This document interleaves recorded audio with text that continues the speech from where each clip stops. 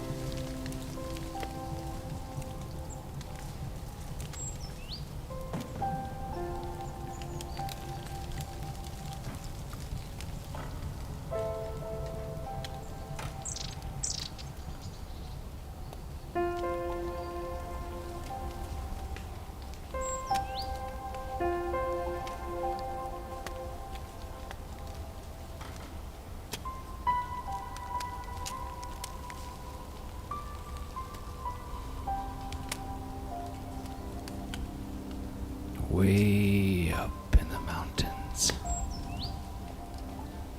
deep in the forest, there is a great big cave. And in this cave there lives a great big bear. But he's also the kindest bear. The gentlest bear, the most thoughtful bear, and all of the creatures of the forest love this bear named Larry.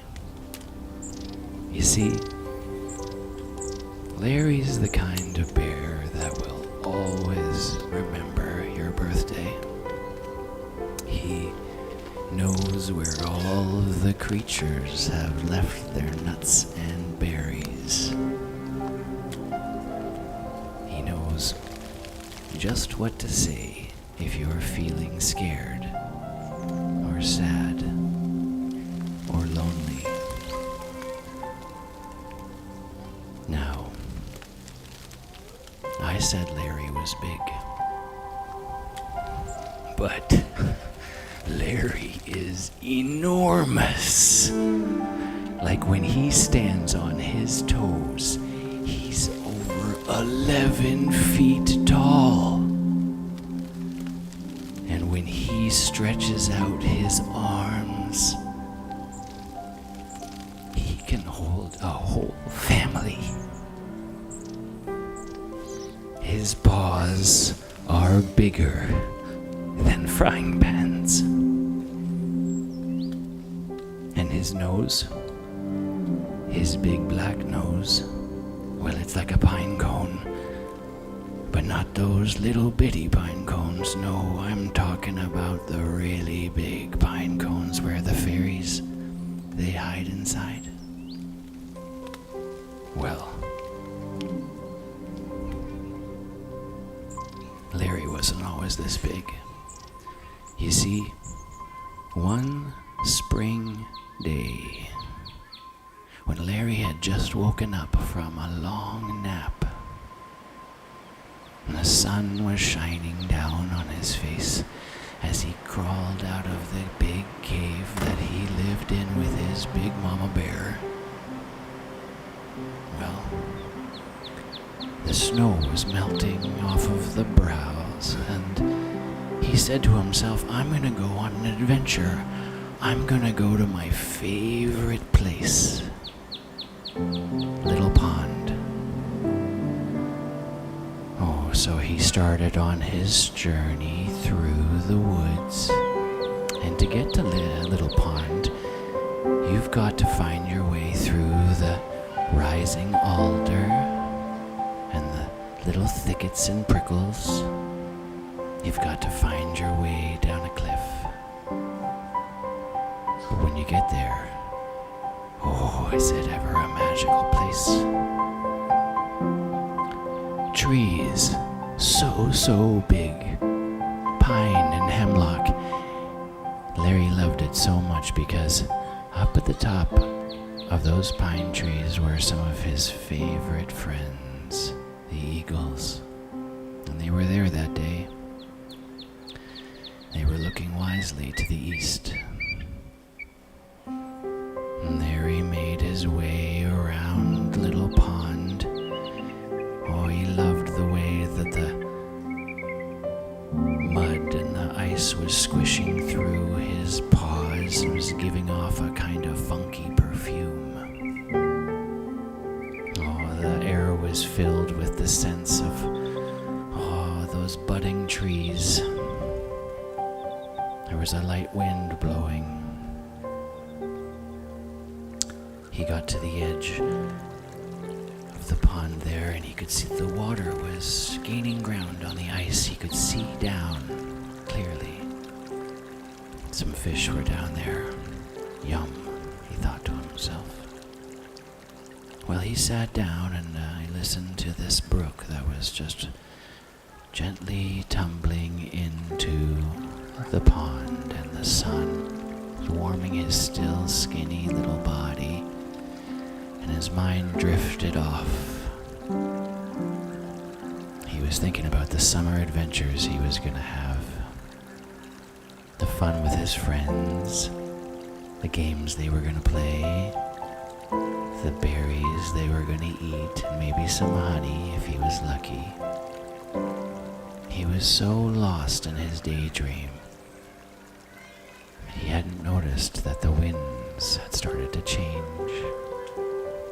The clouds were rolling in, and there was a little rumble of thunder in the distance. His eagle friends came and landed on a branch not far from where he was sitting. Larry, they said, storm's coming. Might be time to head home. Okay, he said, just 5 more minutes. Okay, and they flew off and went back to the safety of their big nest. So there was Larry, lost in thoughts. But the wind did change. It started to get colder now. The rumble of thunder came in. Rain raindrops the size of nickels and quarters began to fall down on Larry, and the wind picked up the little waves of the water, and that got the bear's attention. Oh, he thought to himself,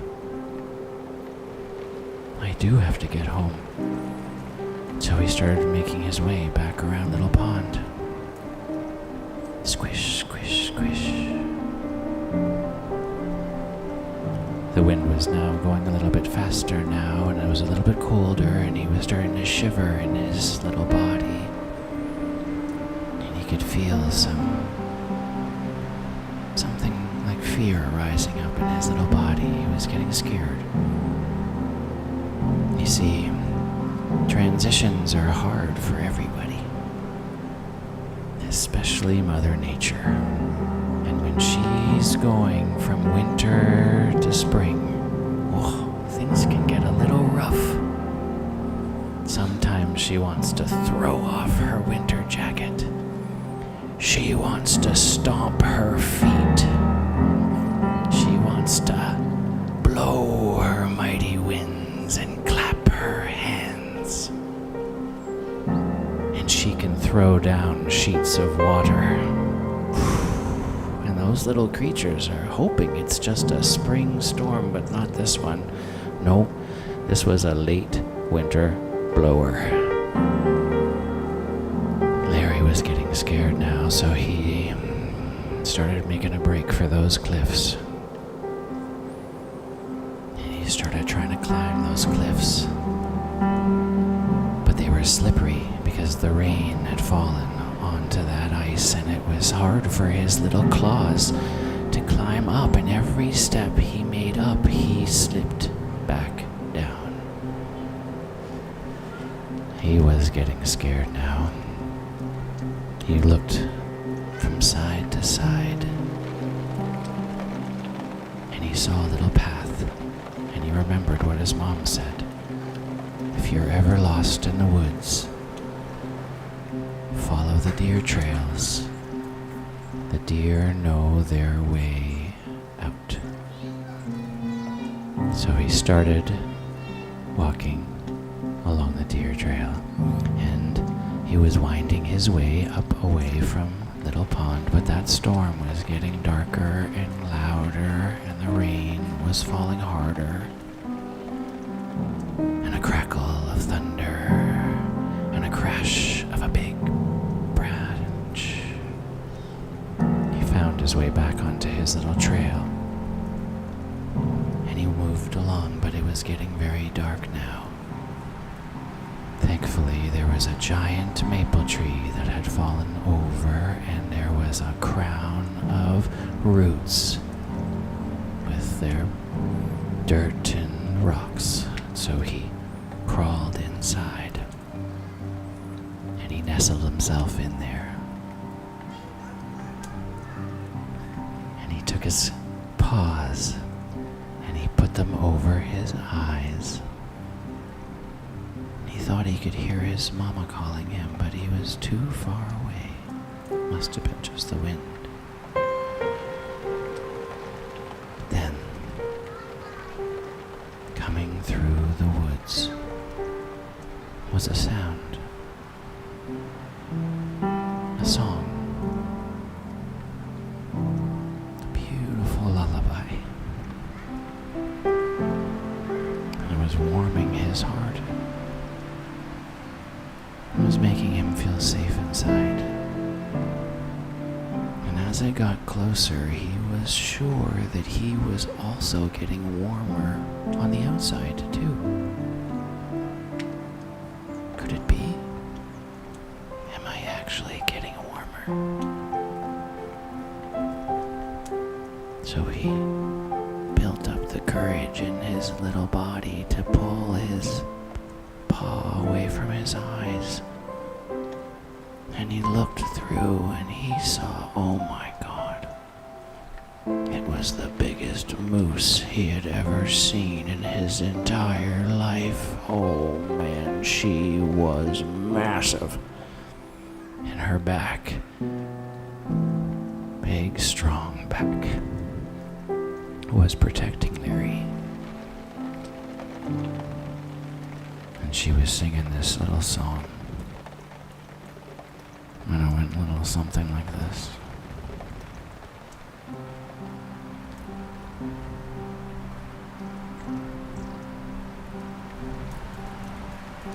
Up in the mountain, deep in the forest, I see the valley down below. Up in the mountain, deep in the forest, I see the valley down below. Wind is a-howling up in the treetops. I see the valley down below. Creatures are creeping into their burrows. I see the valley down below. I smell the wood smoke up from the chimneys. I see the valley down below. Sleep is a-comin', a gift for the weary. I see the valley down below.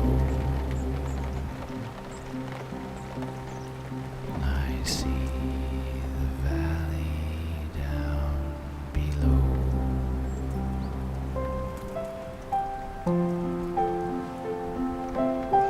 Now at this point, Larry had drifted off into a very deep sleep. The storms had moved on, and he was so warm. He was sure he felt surrounded, and he was. His great big mama bear was right there with him. Now he could hear the sounds of the chickadees and the white-throated sparrows calling in the morning between the trees. "Larry," said his mama's big voice as she nuzzled her nose into his little nook. "It's time to wake up." "Where did you come from?" he said. "Well, I followed the sound of Grandmother Moose's lullaby through the woods. She was keeping you company until I could find you. You know, she used to sing that very song to me when I was a little cub. This blew Larry's mind. He had never thought of his big mama bear as a little cub just like him. As they walked along the path back to the cave, Larry thought about Grandmother Moose and the adventure he had had. When they got home, his favorite friends were waiting for him. Badger, Bunny, and Chipmunk. "Oh, Larry, we're so happy you're home," they said. "We were so scared, but we couldn't come out to help you. We were too small and in our little homes." "That's okay," he said. "Grandmother Moose came and took care of me. You saw Grandmother Moose? What? Yeah, and she sang to me this beautiful lullaby, and man. And he sang a little bit to his friends, and they loved it. And that's when Larry became who he was today. And he said to himself, if there is ever a creature out in the woods who can't sleep, who's scared or sad or lonely, I'm gonna be there for them. And I might even sing to them this little song.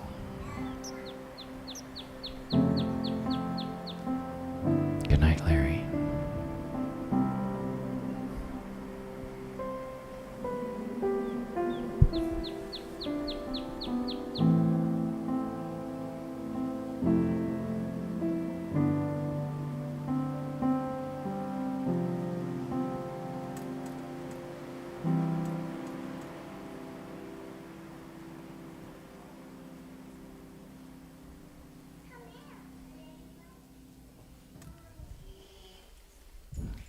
Okay.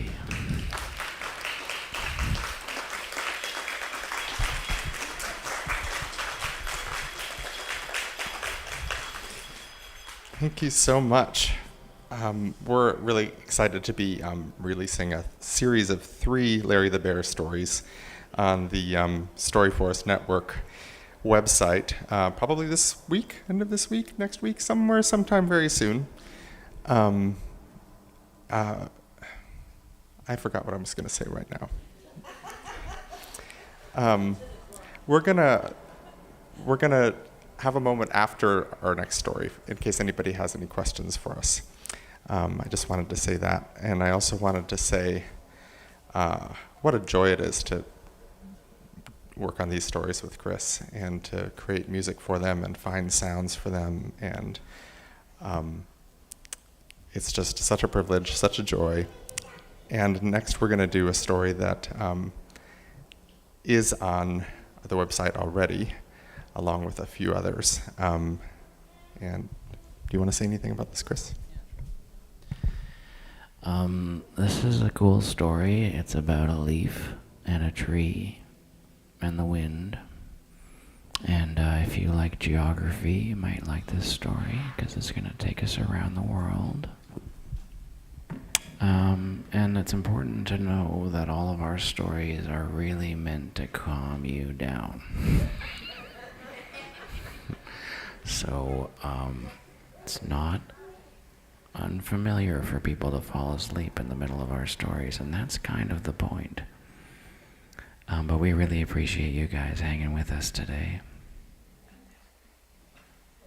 And, yeah, this one's called The Wisdom Tree.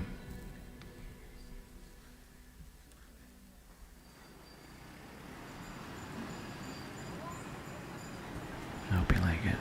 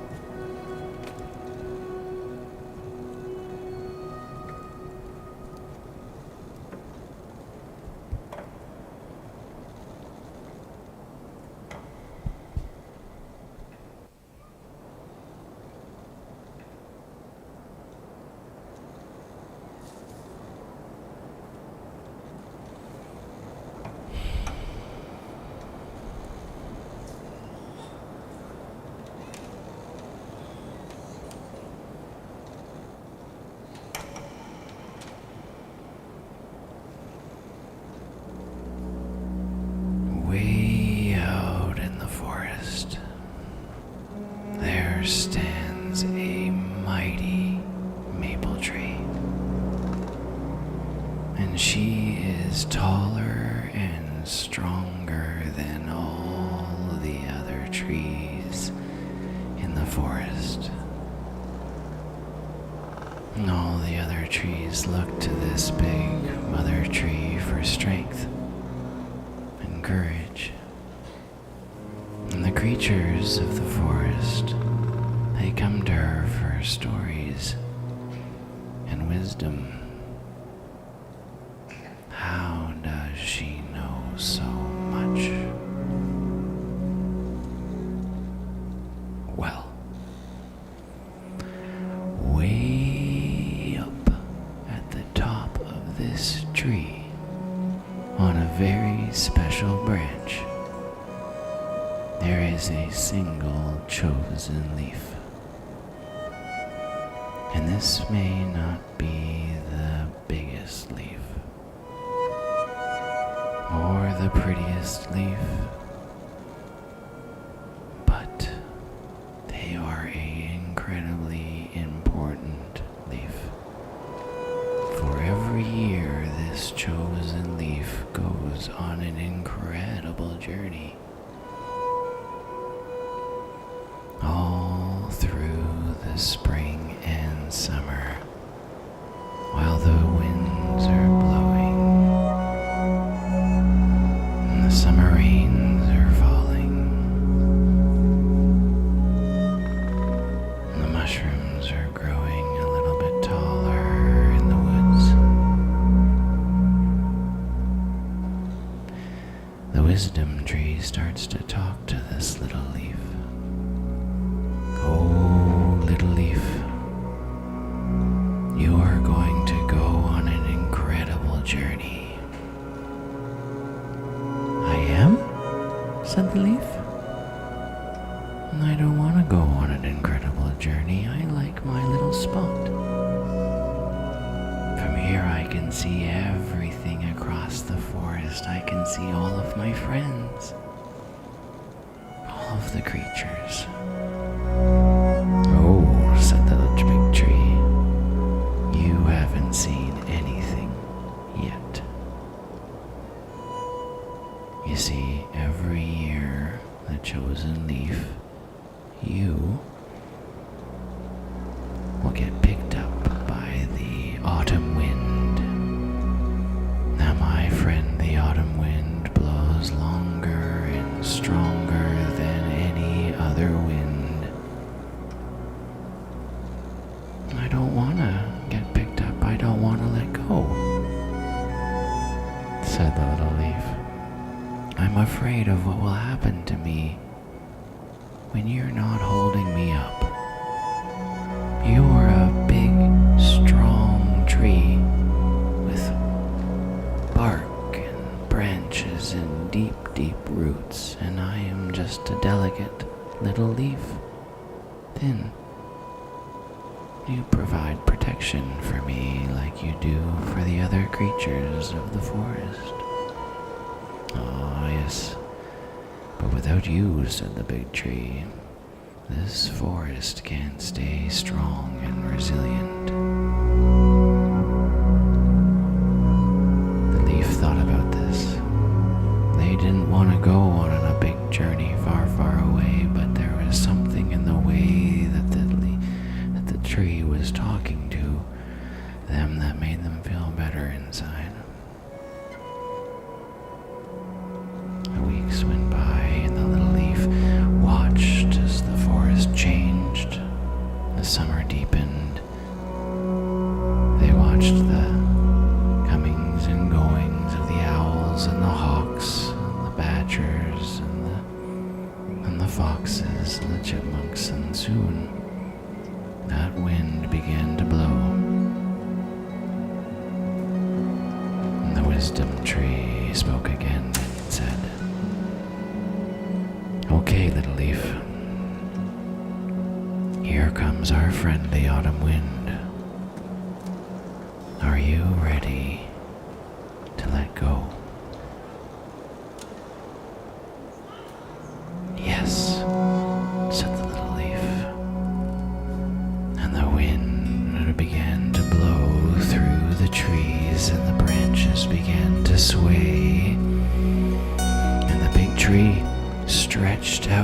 their branches stretched for the sky, and at just the right moment they flicked their branch and jumped off the leaf. And they realized that they were not falling anymore. They were flying. They had been caught by the big strong wind. And the wind spoke to them and said, "Hello, little leaf. Are you ready for the journey of a lifetime?" "Yes," said the leaf. "All right." And up and up and up they went. Now take in everything that you see with your eyes.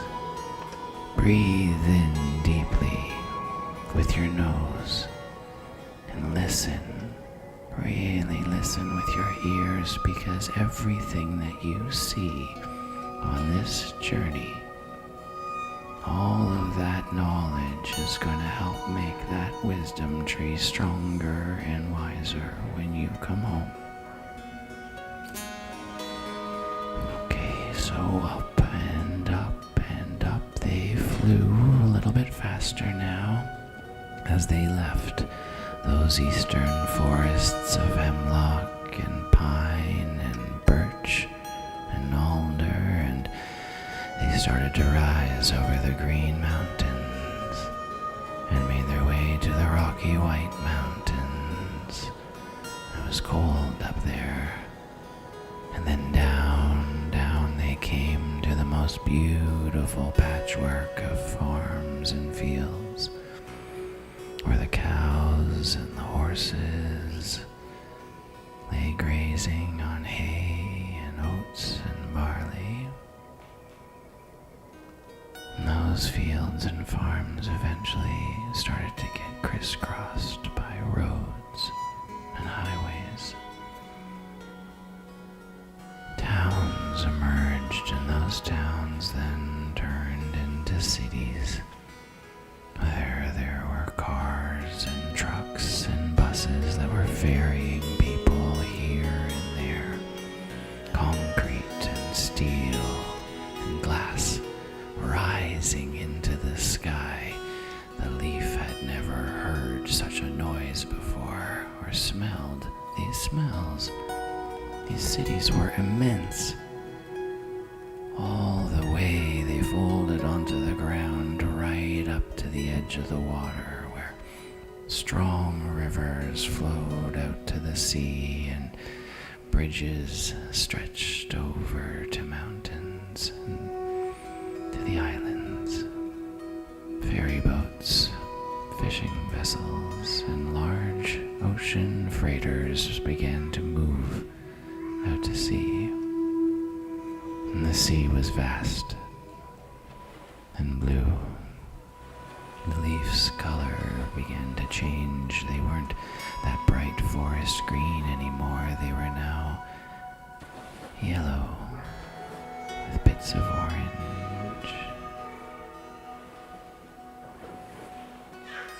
The ocean soon gave way to the longest beach they had ever seen, with sand that stretched for miles and miles. The sand then rose up into mighty dunes, and those dunes revealed a fantastic desert. The sand was golden and brown, and the little leaf could see on the ground new creatures like snakes and sand cats and spiders and lizards. Little people here and there moving around. It was hot.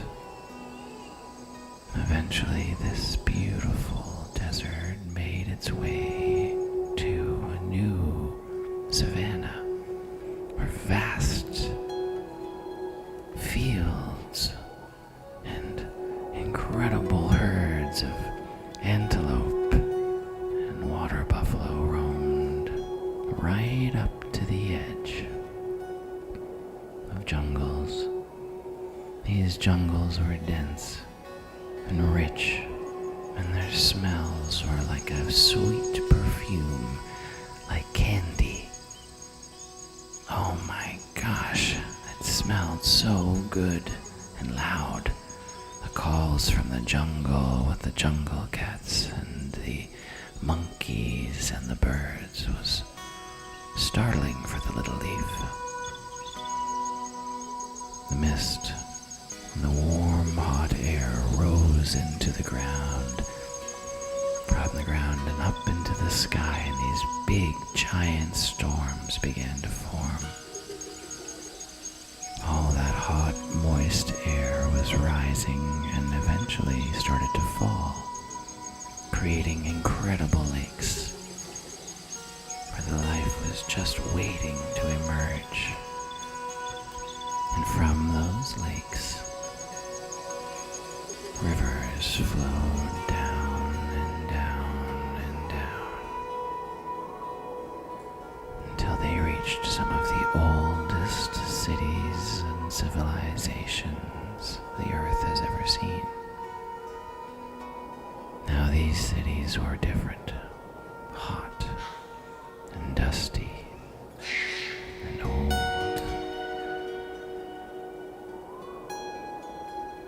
The wind began to grow and blow a little bit stronger now as the leaf began to emerge up to the feet of the tallest mountains in the world. The leaf had never seen snow like this before. Blankets of snow like marble hugging these gigantic peaks that stretched like fingers higher and higher and higher to the heavens. It was so cold up there. The leaf could not believe their eyes.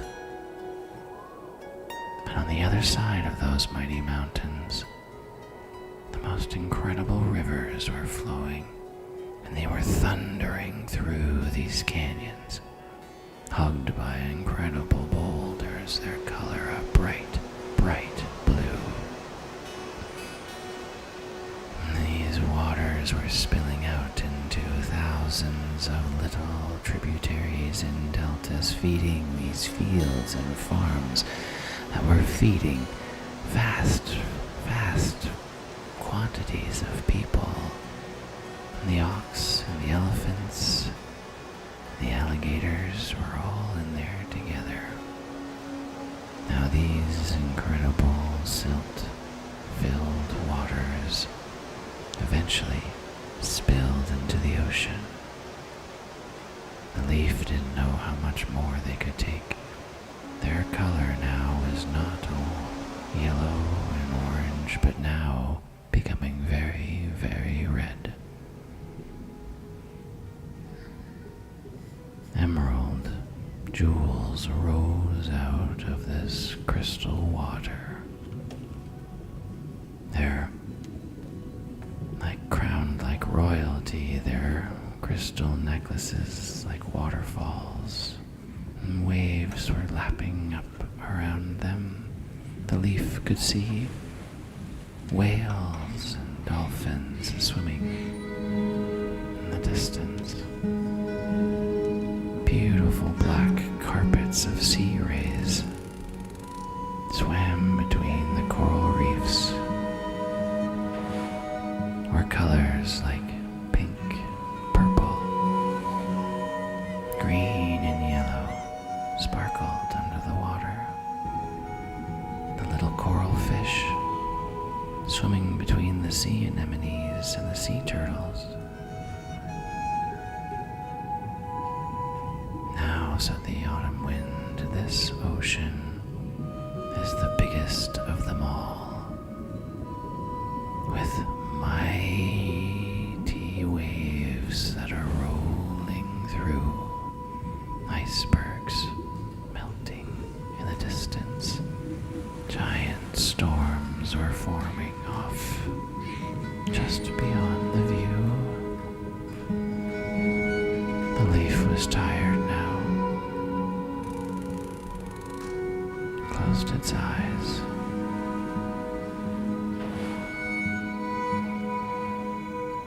When they opened them again, could see the coast. The biggest trees they'd ever seen in the whole world were coming upon them now, these redwoods, sequoias, cypress. They were stretching their way up the side of the rockiest mountains, and the wind up there was cold now. The autumn wind was blowing through oceans of wheat, brown colors swaying in the wind. And just as that little leaf didn't think they could take any more, the wind began to slow down, down and down over the lakes, back into a very familiar forest. In between the cherry trees and the pine trees and the cedar trees, our little leaf coasted down and down and down until they rested at the foot of the mighty maple tree. They had made it home. They closed their eyes and let out an amazing sigh.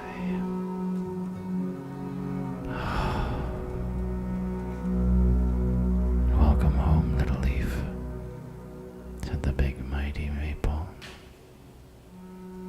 Now, close your eyes and tell me everything that you saw. And as they did, with each passing word, the wisdom tree got a little bit bigger, a little bit stronger, and a little bit wiser. And the leaf drifted off into a deep, deep sleep. There was snow falling in the forest, and all the other leaves were on the ground. Good night, leaf. Good night, mighty maple tree. Good night to all the creatures in the forest.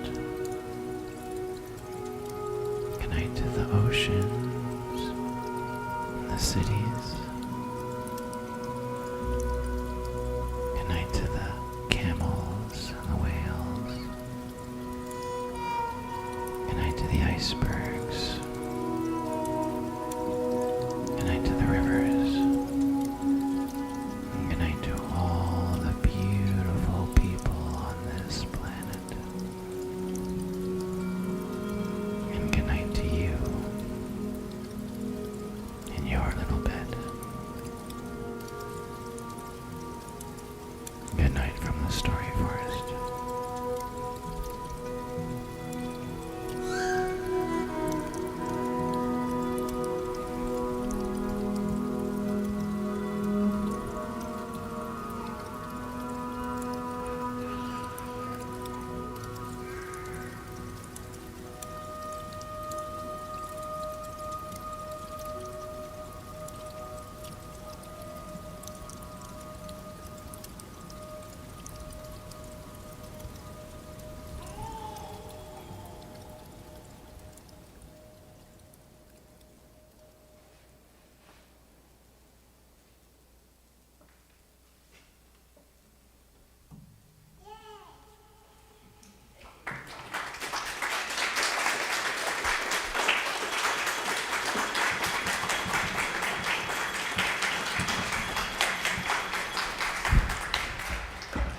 Thanks for listening.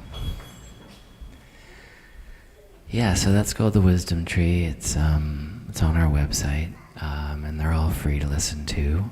You don't need an app or anything. You can just go to the storyforestnetwork.com and just put them on. And we've also created extended versions, so if you find that sometimes falling asleep is a little bit harder, they can just roll. Yeah, and the impetus of this project was really to kind of provide parents or caregivers a tool to help with bedtime. And we've found that for our highly sensitive kids, it's been a useful thing, but the most important thing, I think, coming from us is the connection that you can have with your kids. And we don't think that Story Forest is really a replacement for that. It's just, it's an option. Yeah.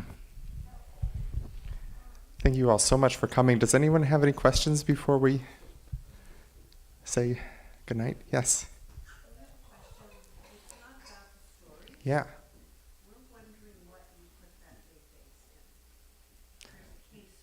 Yes, I have different options of cases. I have a soft case, which I usually use. I have a big fiberglass flight case if I need to put it on an airplane. So yeah, there's lots of big cases that I've got. Thank you for that question. Yes. Where's the Northwoods? Is it collective or? Northwoods Music Collaborative. Yes. It's now based in both Vermont and in the Upper Peninsula, Michigan, which is where I grew up. And We saw your sister, Laurel. yeah. Performed. We lived in Houghton for years. Oh, wonderful. Yeah, so we present concerts now, as of today, both here and in Michigan, and so happy to be doing that. And Laurel, my sister, is actually going to be here at the end of May, the last weekend in May, for a really exciting project that I'll be giving more information about. But it's called The Space Between, and it's a film with live music, and we're going to be presenting it in an amazing barn in East Calais. Yeah. We have all her CDs. Oh, great. Other questions? Yeah. I'm curious how you, when you're playing, are you feeling the next thing that you want to add musically? And do you go to an encyclopedia on your tablet to pull back pieces that you've created from other time?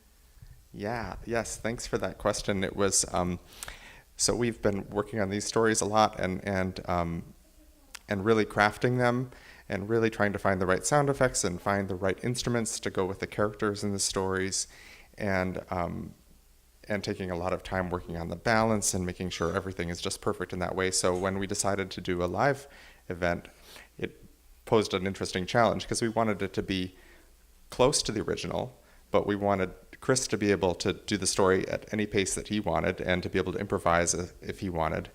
So, and I wanted to play music live, not just pre-recorded.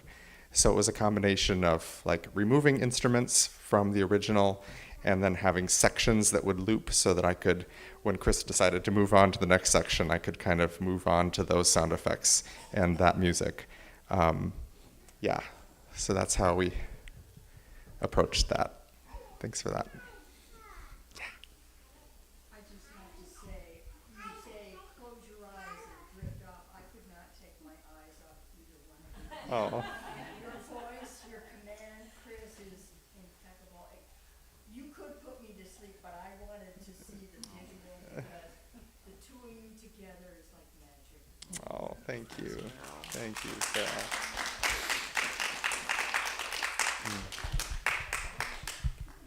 Yeah, it's a really amazing gift for me to be able to work with Evan.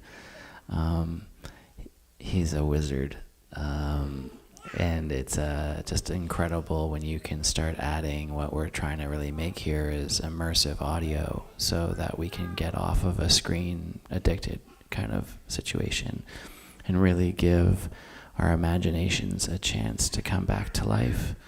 And I think that's what we're trying to do is,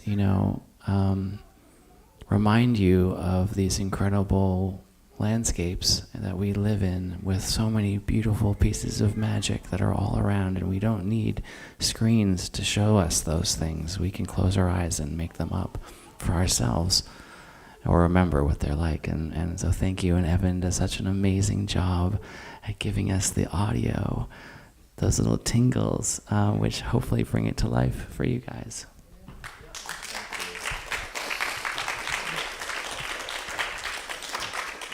Well, thank you all so much again for coming and spending your afternoon with us, and hope you sleep peacefully tonight. Or you can just camp here. Yeah, I'll just throw on some more sound effects and encore story. I don't have that one queued up.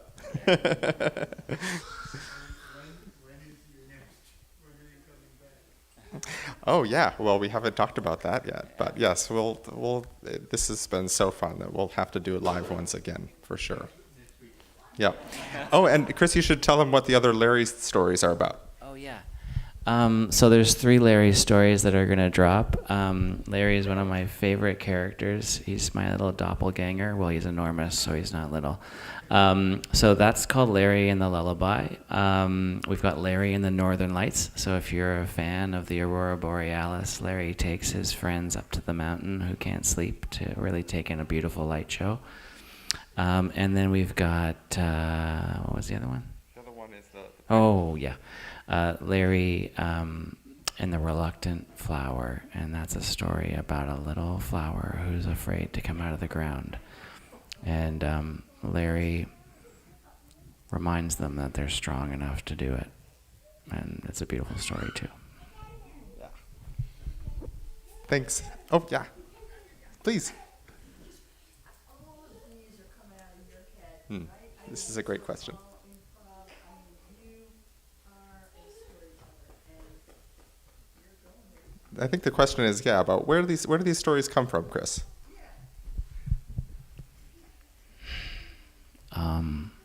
The stories are all human-made. Yeah, I go and I spend a lot of time meditating in the woods, and I believe that the stories really just come through me. They're not mine, and I hope that you guys like them. I pray for the stories to land wherever they're supposed to be, and for you to hear whatever you're supposed to hear from them, and then they just keep coming. So, and my children ask for stories every single night, so I have practice. Chris, would you mind just sharing the connection to your mother too? Oh, yeah. And her hat. Yeah, this is my mother's hat. Sorry, this whole thing wouldn't be possible without my mom. And my mom passed away about a year ago, like yesterday. And she and I had this connection, like a lot of parents do when they go to bed, of scratchies, which is like back rubs, And when she passed away, I thought to myself, I want to work on something that helps to recreate that feeling of safety, that makes kids feel really safe and warm when they go to bed, as close to scratchies as possible. And I really was thinking about all the kids out there that live in really just not really safe environments. So.